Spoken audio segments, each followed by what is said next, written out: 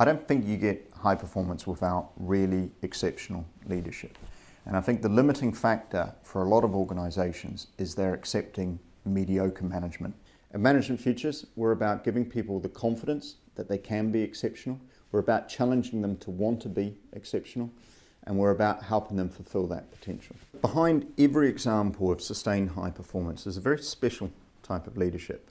Without exception, the leaders believe their people are capable of much more than they're currently achieving. And they essentially see their role as creating an environment to get the best out of that talent.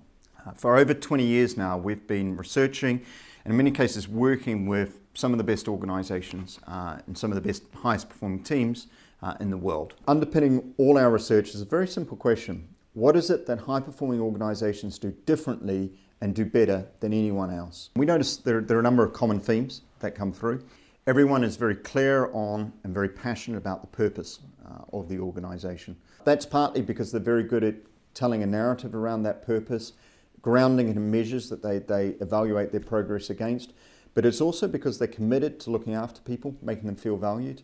They set high standards, really high standards. So they genuinely challenge people to try and be the best in the world at what they do, and they address underperformance quickly, but with real skill and empathy, often increasing engagement. They're absolutely obsessive about recruitment, but when they do take someone on board, they give them a lot of freedom and encourage them to use their initiative. One example of that is in the research we were doing into fair trade.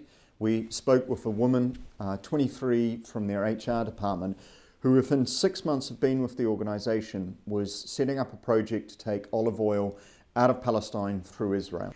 They're not afraid of mistakes, they're not afraid of failure, but they do learn very, very fast.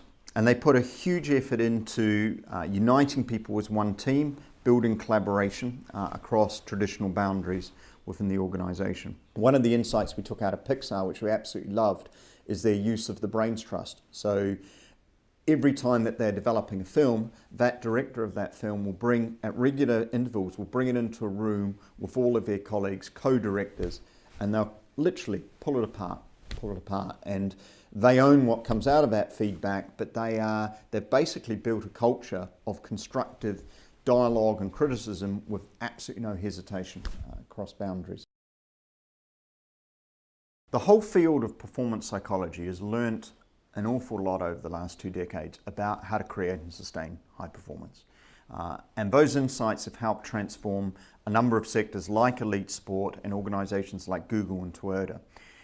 The reality is though, in a lot of organizations, a lot of line managers, their approach is somewhat out of step with what we now know from best practice.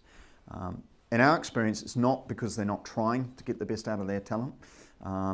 We see managers take that role in managing performance incredibly seriously, but it's basically because their approach is ineffective. They're missing something, whether it be something about their mindset, their skills, their knowledge. Our purpose as a high performance team within Management Futures is threefold.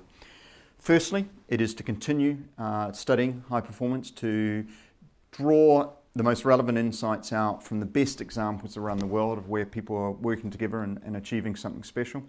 Secondly, it's to share those insights with a wider audience of leaders. What high-performing organizations do isn't complicated, but it is different. These organizations are not only high-performing, people really love working for them, and we're very passionate that that should become more commonplace. Thirdly, we help clients apply the insights to improving their own performance and their culture. I would say we're at our best when we're working with really ambitious organizations that genuinely want to be the best in the world. So examples of that already, the work we're doing with Nissan, the work we do with Saracens, the work we're doing with Moy Park.